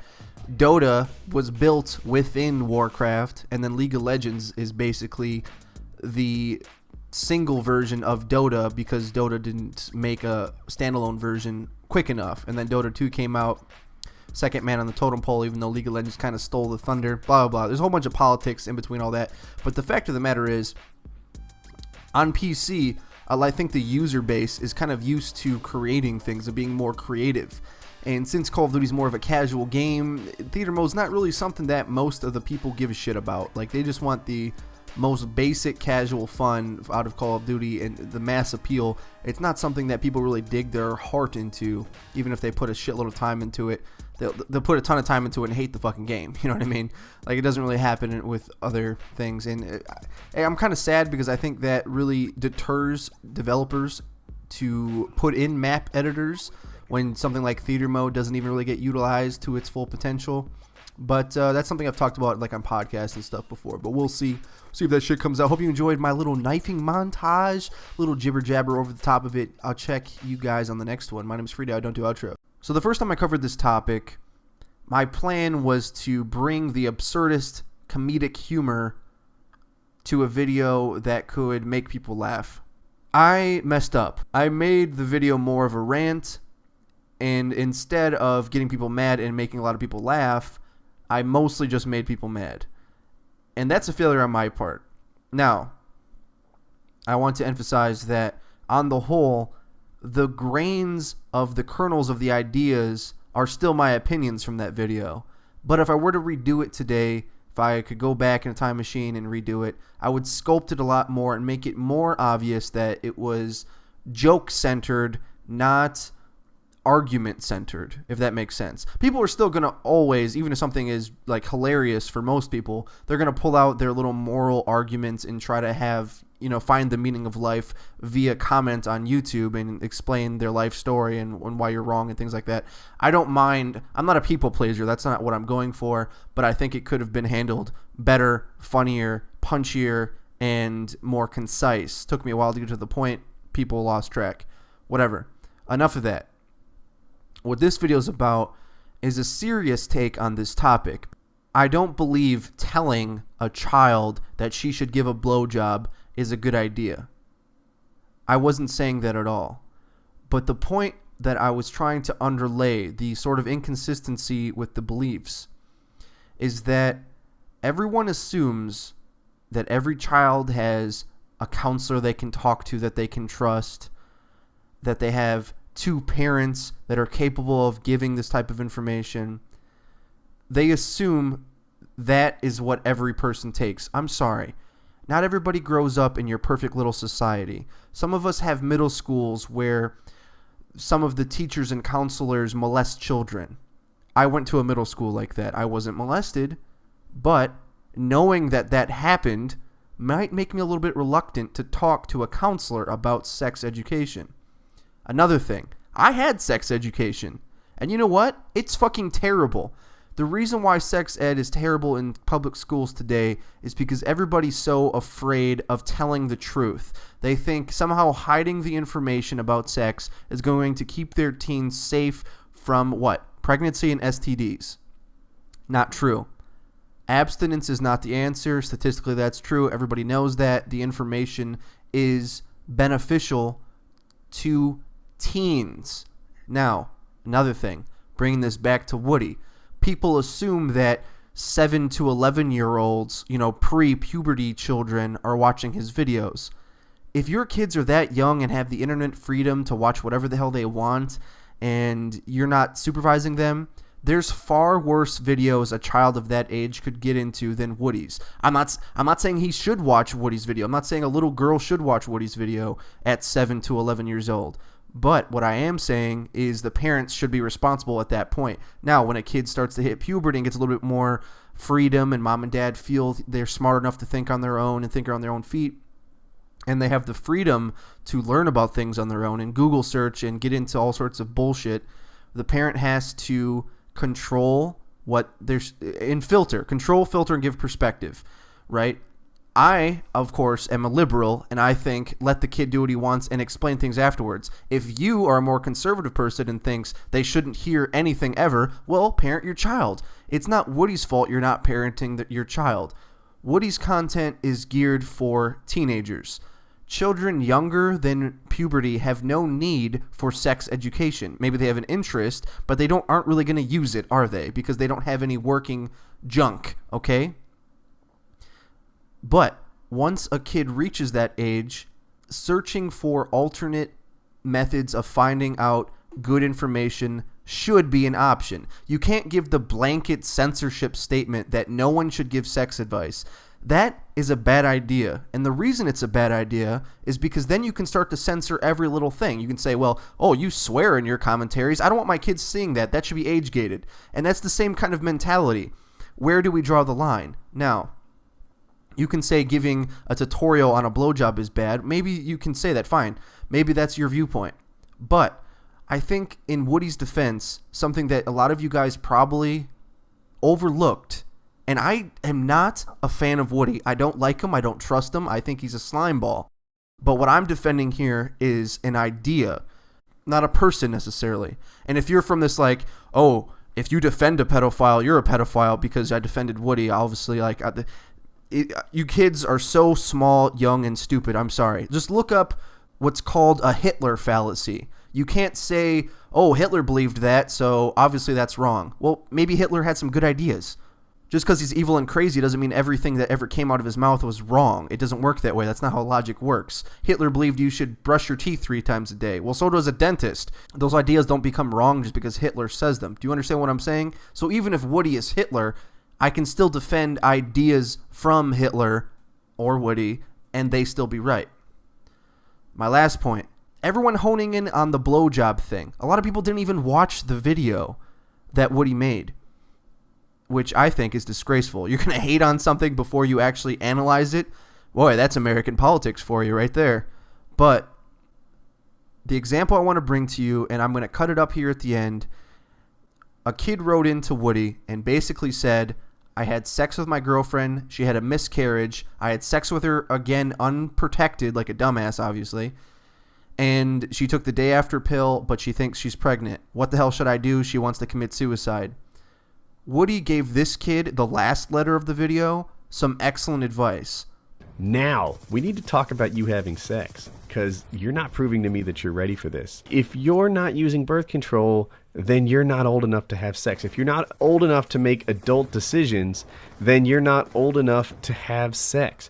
You know, sex is an adult decision that you're making incorrectly. Oh, I've had a lot of questions about condom uses, so I just want to throw this out there. After the guy finishes, it's time to get out. You're going to be shrinking. The condom can come off. The semen itself can act as like a lube on the inside of this thing, and now you're slippery on it. After you finish, you get out, you throw the thing away. Wrap it in toilet paper, and you throw it away. You don't flush it. And my point is, we should be judging the quality of the advice in all of its circumstances, not just honing in on a little goof, or even if it was a publicity stunt to get a little bit more views on that video. We shouldn't hone in and concentrate on that and act like that's the whole point of what he's doing. I think there's a deeper thing there. I think it does fulfill a need. And don't even give me this, the only way sex ed should be administered is from people with a PhD in child sexology. Go fuck yourselves.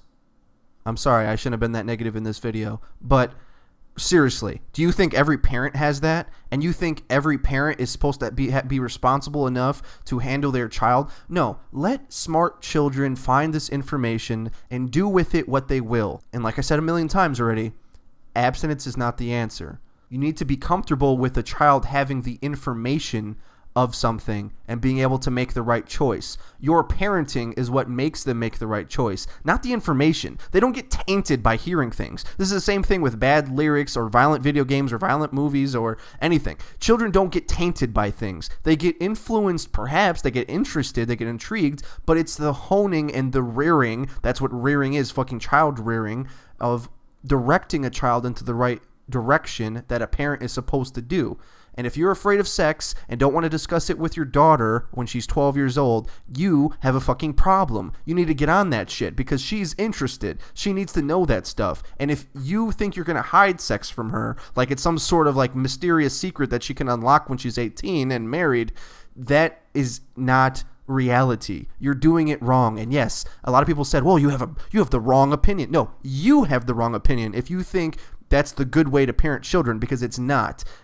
There's no psychologist that agrees with you. There's no doctor that agrees with you. Maybe a few priests who the only sexual experience they have is with altar boys might agree with you, but that's not the horse I'm going to bet on.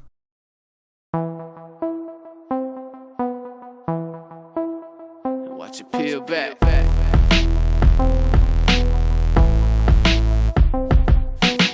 Alright guys, I understand. Most of you hate it when I talk about PC stuff because most of you aren't on PC. You're on your little console world, you prefer it like that. A lot of times it's like kind of an ignorance is bliss situation. You know, you don't want to know the other things out there in the world because, you know, getting on PC, it's more difficult than console. That's true. It takes a little bit more money to start out and it's a shitload more work. I'm not going to lie to you. But here's the deal. What I've realized is not only is my Xbox 360 dying, that I really hate playing on it. Like, I try to hop on and game on Black Ops 2, obviously my favorite game. And after playing Battlefield 4 with mouse and keyboard controls and just the fluidity of it all and the precision of the mouse, going back to aim assist ops, it's just kind of like a pain in the ass. And I don't know. I just it's, how do I describe this to people who've never played mouse and keyboard? It's literally like having your training wheels put back on your bike. And you're like, whoa, what the hell? Why can't I turn as quick as I want to? Well, no, you can't. You're on training wheels. Like, I don't want that anymore. And the other part of the decision is I don't want to pay for Xbox Live Gold anymore. I can't really see a reason to do so unless you're getting Xbox One. But why would I carry that over just to play Call of Duty? I'm not playing any other games on it. Basically, I'm just saying fuck it. And I want to know if, basically, guys, if you can convince me otherwise, go ahead in the comments below. Tell me why the fuck is this a bad decision. I think it's a great decision because here's why. I mostly play TDM. I understand there's not really that many people on PC, but I mostly play TDM anyway, so that's I'll not have problems finding games. PC's got the tried and true dedicated servers. I know the new consoles and the new game is supposed to have them everywhere. Whatever. Anybody that's played on PC knows it works already, so it's not like they're gonna pull some bullshit with these like hybrid servers, and it really is not as good as it says it's supposed to be, and so the servers will be good. there's that. I'll have people in the game mode that I want to play. I'll be able to use the control that I want, because when I played Black Ops 2 on PC, I wasn't as good in terms of like skill gap. I got fairly decent, same KDs, same type of scores that I could go for, but I also think that could increase the more I play. You know what I mean? The more I get used to it, the better I'll get, and getting used to how PC players play and what to expect and blah blah blah, all that kind of stuff. However, I am looking at it from this side as well. Now, I'll be honest with you, YouTube isn't much of an influencing factor. I love doing YouTube, and I pretty much game and YouTube is like all one hobby to me right now. I wouldn't get it on console just for YouTube, but I think that's a valid argument. You can go ahead and leave any reasons why you think besides what I'm about to state right here. But the problem is, if I'm on PC, it's really hard for me to give an insight into the game that can translate to the mass console market. But on the other hand as well, you gotta admit, the Xbox and the PS3 version of the game play incredibly different as well, but the PC's another derivative from that. It's like a whole nother step away from how those two function. But it's clearly true that like some guns operate differently. You know, a whole bunch of things can be different from one version of the game to the next. But on PC, you got the bigger field of view, which is another thing I miss completely. I think one thing with like the camera angles in Black Ops 2 might feel a little bit not as bad if you could just change your goddamn field of view. Like those of you, I know somebody sees my Battlefield videos and you're like, man, your field of view is way too high. Why? Tell me why field of view you wouldn't want it maxed out. I know it's a bigger strain on your graphics card, but I just like being able to see everything. It's sort of like living life with one of those Muslim hoods that the girls always got to wear. Yeah, I'm being racist. Fuck you. Fuck you and your stupid religion. Those little Muslim hoods that the women have to wear, and then all of a sudden taking that off and actually being able to see clearly like all the way around you. It's a beautiful thing, and I think every Muslim lady should be allowed to see the full 300 or 180 degrees that their vision's allowed to see. Let me know what you guys think. I know I probably could have just bought Black Ops 2, but I will stay with the newest game. So at the very least, I'll be in with the times. It'll be the same kind of footage that you'll be used to seeing on the other YouTube channels, and I'll be in the community.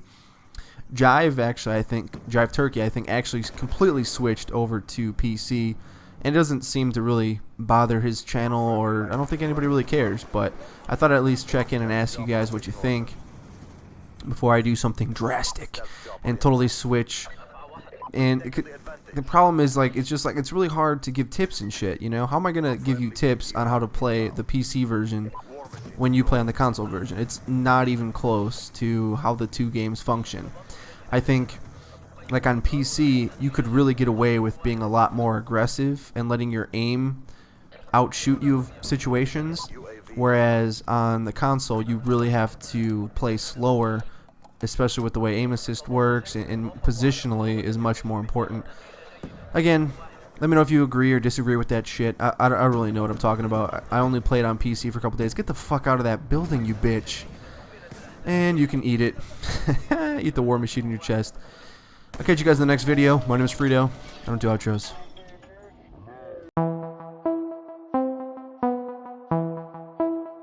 Watch it peel back.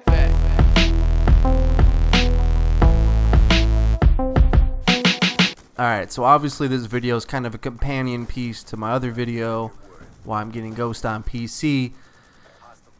So here's my little feeble attempt to potentially sway a percentage of you into either not getting next-gen consoles altogether and potentially putting that money towards a PC for a few reasons. And the main reason is the control of the FPS.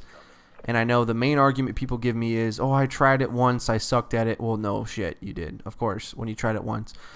But the main thing is I just can't go back and play on a console. Look at that beautiful shot. I just can't go back and play on a console if I play FPSs on the mouse for a couple weeks. It feels like hell. It's absolutely terrible.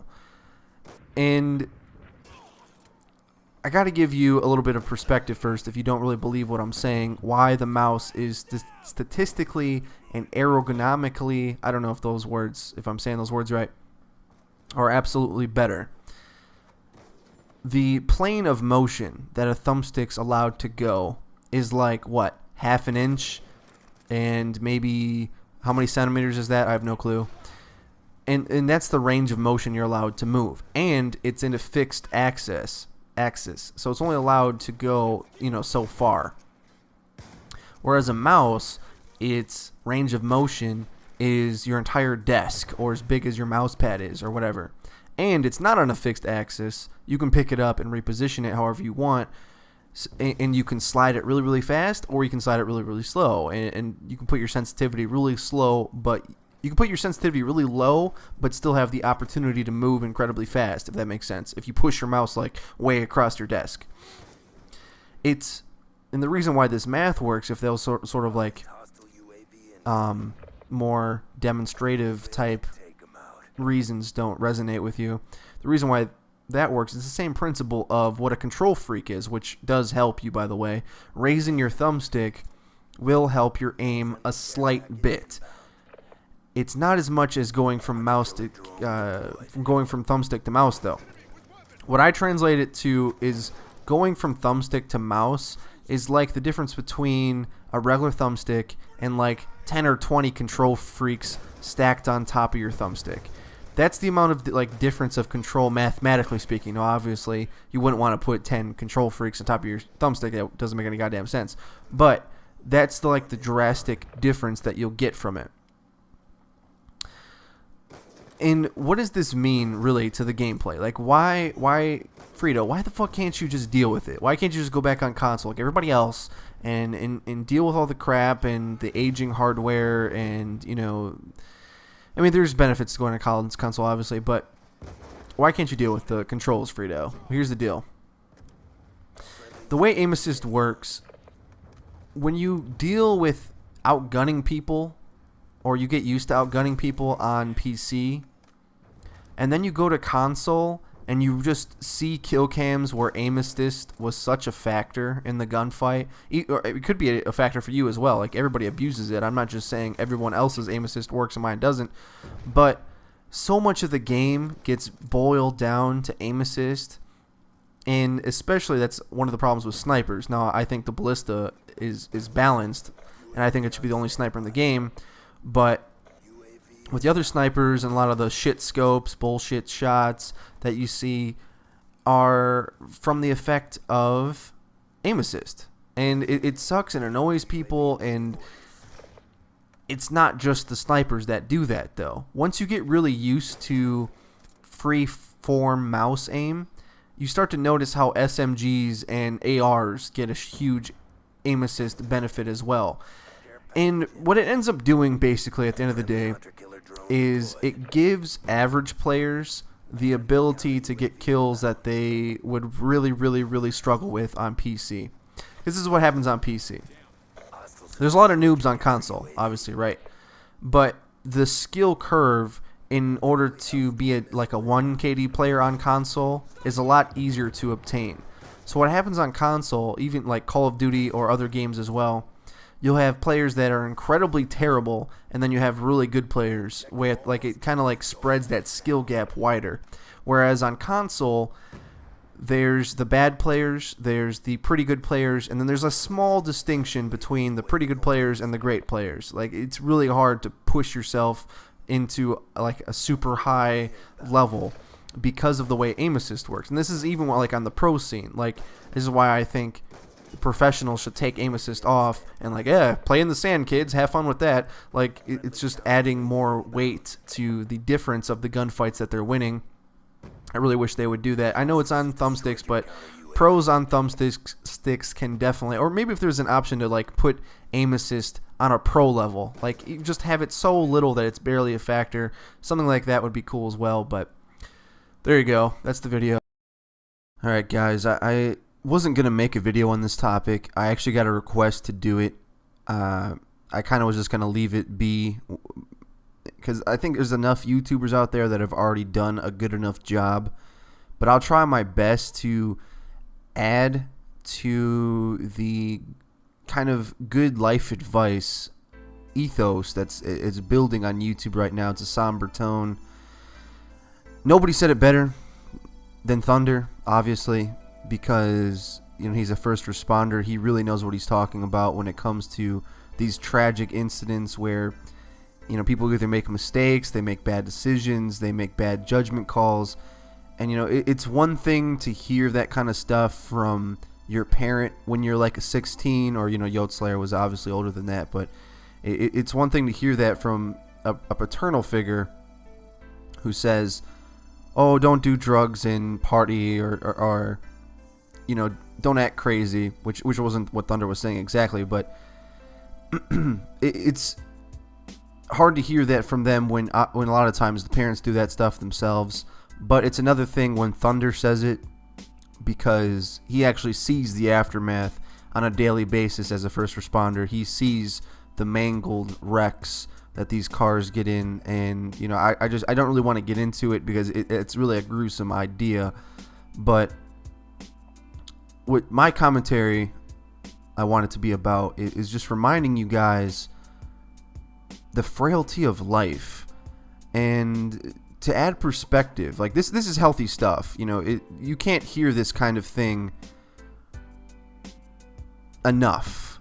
No matter what, it's beneficial to kind of reevaluate your life from death, and it's a thing human beings have been doing forever. Not that I want to get into the argument right now, but that's kind of the purpose of religion, of being invented. And I know a lot of you guys are religious believers. That's fine, but for me, a person who thinks religion is made by man to control other people, it's also there to console the hard feelings and the finality of death. This person's gone forever. We like to think that there's better places to go, and for all I know, there is. I don't know. I can't really say for certain that there isn't, but all I do know is that human beings are squishy. Like, a lot of times people think they're invincible, or they can pull off incredible acts. You got to remember, throughout history, the only thing that really kept us alive was our brains, was playing the game of life in a more sophisticated way than all the other animals. We're not bigger than a saber-toothed tiger. We can't take one on, but we can group together and band and become a stronger group and a smarter group than we ever could just by ourselves. And what that really breeds is the importance of friends and family, a good support system. If you don't have one, find one. It's pretty much the meaning of life as far as I'm concerned. And the last point I want to make here in this little commentary is something that I try to say quite often, and it's a phrase that'll come out when I start doing my commentary stuff, because you might think it's kind of weird to hear this kind of stuff from a guy like me who says incredibly ridiculous stuff, and I'll say even more incredibly ridiculous stuff in the future. But the little phrase I use in my commentaries, and which I'll do when I bring that series back in full force: don't take life too seriously. The reason why I say that is people get bent up about disagreements, about words. Like, for instance, feminists, they hate rape culture. They hate when people joke about rape. They hate when people make jokes about insensitive things. Same thing with murder. What I'm going to say is the words and the jokes is what keeps us alive. It what helps a lot of us laugh things off, laugh off tragedies, because you have to keep moving on. And at that final moment, when you're staring down the barrel and it's time for the Reaper to come take your soul, you're not going to give a shit about irrelevant disagreements and arguments. That's why I'm always willing to forgive people, and I try not to take any disagreement really in life that seriously. Life is frail. I don't do outros.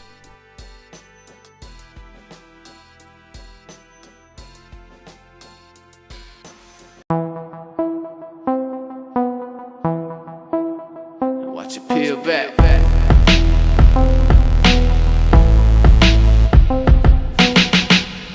What's going on, guys? My name is XFREEEDO. Also, the supreme motherfucking king of having new intros. That, my friends, was made by DualityEdits. You can find him on Twitter or YouTube. DualityEdits is his name. If you don't know how to spell that, use Microsoft Word and sound it out.